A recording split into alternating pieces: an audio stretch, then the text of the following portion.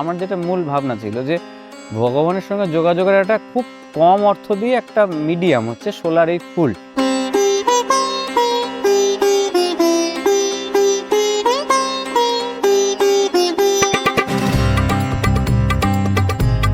পুরাণ মতে দেখা যায় যে ভগবান শিব যখন বিয়েতে যায়, ভগবান শিবের যেরকম দৃশ্য দেখা যায় আর কি, তো সেটা দেখে তার হবু শাশুড়ি প্রায় মূর্ছা যায়।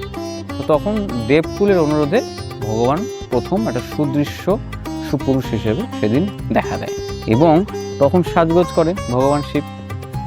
এইবার তখন উনি যে মোটুকটা পরার একটা নিজে মানে একটা বাসনা ওনার মধ্যে আসে, সেটা হচ্ছে খুব সাদা বর্ণের একটা মোটুক হবে এবং খুব হালকা বর্ণ। বিশ্বকর্মা আমাদের আমরা জানি উনি হচ্ছে ভগবানের জিনিসপত্র তৈরি করে থাকেন, তো উনি বললেন যে এরকম হালকা থেকে আমরা অপারক। তো তখন একটি সম্প্রদায়ের সৃষ্টি, যেটা আমরা পরবর্তীতে মালাকার হিসেবে জানতে পারি, যারা এই শোলা নিয়ে তাদের কাজ করে এবং তাদের আরাধ্য দেবী হচ্ছে মহাদেব। পরবর্তীতে এই ভগবানের সঙ্গে যোগাযোগ স্থাপনের একটা খুব সহজলভ্য এবং খুব কম অর্থের একটা মাধ্যম হচ্ছে এই শোলা। সেই জায়গায় কোথাও গিয়ে শোলার অভাবে হোক, শোলার যোগানের অভাবে হোক, মানে শোলার পরিবর্তে সেই জায়গাটা থার্মোকল গ্রাস করছে। তো আমরা সেই সচেতনতার বার্তা নিয়েই এবারের আয়োজন শোলার মরক।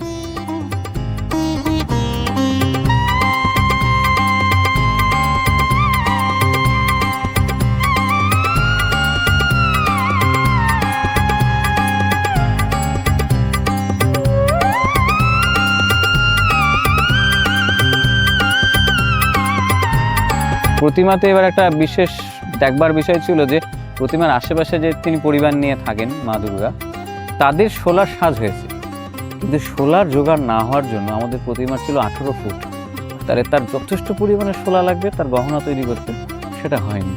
মানে আমি দেখাতে চেয়েছিলাম যে শোলার অ্যাবসেন্স, মানে শোলার যোগানের অভাবে শোলার গয়না মা করতে পারেনি।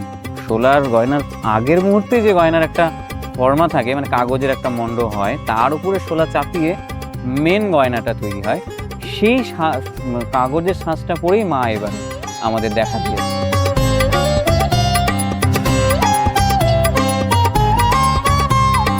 যে একটা থিম, মানে একটা যাপন, এখন আমরা ওই থিমের মধ্যে দিয়ে মানুষকে যেন নিয়ে যেতে পারি। আমার পুরো টিম এই একটা জার্নি দিতে পেরেছে সব্যসাচী ক্লাবের মাধ্যম দিয়ে।